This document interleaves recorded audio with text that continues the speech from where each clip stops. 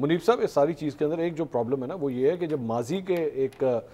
Element को आप उठाते हैं, वो ये है कि जो ताकत में होता है वो उसके लिए इलेक्शंस रिग भी होते हैं, जो फैसले आते हैं कोर्टों से वो उसके हक में आते हैं, जो ज़ेरे ताब होता है उसके अगेंस्ट, और ये मुस्लिम लीग नून ने खुद भी फेस किया है सब कुछ। तो ये मार्जिन पीटीआई को क्यों ना दिया जाए? देखिए, मैं वही कह रहा हूँ कि जब हालात बदल जाते हैं ना,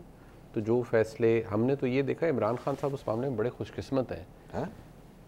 देखिए, उनके खिलाफ एक तो नहायती वाहियात केस था, जो वो इद्दत पे निकाह वाला, ठीक है, वो खावर मानिका को याद आ गया, उसकी गैरत जा गई बड़े अरसे बाद, और वो आ गए और उन्होंने कहा जी ये हुआ, मेरा घर तबाह कर दिया। उसी एंटोराज में वो शख्स अपनी एहलिया के नए शौहर के साथ उम्रे करते थे, और फिर उन्हें याद आ गया कि मेरे हक पे डाका डला हुआ है और खान साहब ने बड़ा जुल्म किया हुआ। तो वो जाली केस था, मतलब वो, मैं यही कहूँगा कि वो घटिया केस था। एक्विटल हुआ इमरान खान साहब का उस केस के अंदर,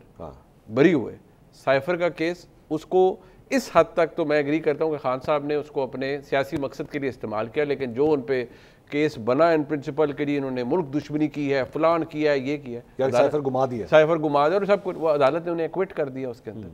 देखिए, जो बहुत से फैसले किए जाते हैं, अब जैसे ये जो 190 मिलियन पाउंड, मतलब ये अलकादर ट्रस्ट केस है, देखिए मैं इसमें इतनी बात कहता हूँ, मैं बिल्कुल कानूनी उस हिसाब से अगर आप देखें, ये जो अभी राना साहब कह रहे हैं ना कि ये उनको पहले पता था, मैं तो उस देन की बात नहीं कर रहा,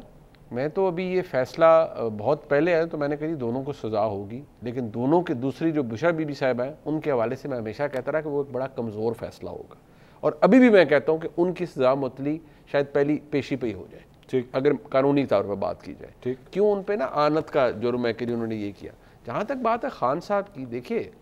हज़ारों ट्रांजैक्शंस पाकिस्तान के अंदर होती हैं, बाहर से पाकिस्तान में लोग रिमिट करते हैं ना, मैं और आप डिजिटल प्लेटफॉर्म चलाते हैं, हमारे भी पैसे थ्रू बैंकिंग चैनल आते हैं ना जब आप करते हैं। सो एक प्राइवेट इंडिविजुअल के लिए इतना सब कुछ किया जाना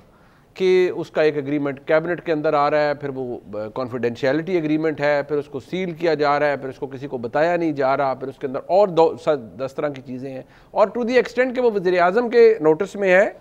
और मजे की बात है कि उसकी अप्रूवल कैबिनेट में लाने से पहले हो चुकी है, वो कार्रवाई डाल चुकी है, ठीक, और वो एक लायबिलिटी अकाउंट के अंदर आ गया है, जो कि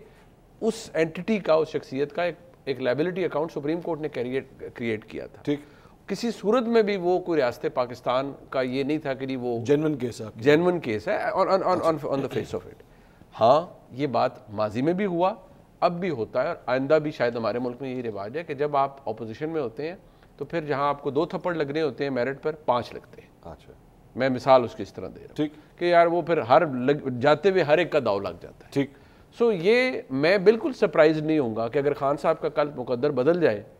तो यही केसेस उनमें उनका एक्विटल हो रहा हो, फिर ऐसी मीन में एक बीच में से निकाली जाती है कि चलिए वो उसमें ये हो गया है। देखिए ना, शहबाज शरीफ साहब के खिलाफ ये वाला पॉइंट नहीं था, ये नहीं था, इसलिए आपके शहबाज शरीफ साहब, हमजा शहबाज शरीफ साहब, बहुत सारे केसेस उनमें एक्विटल हुए हैं, लैक ऑफ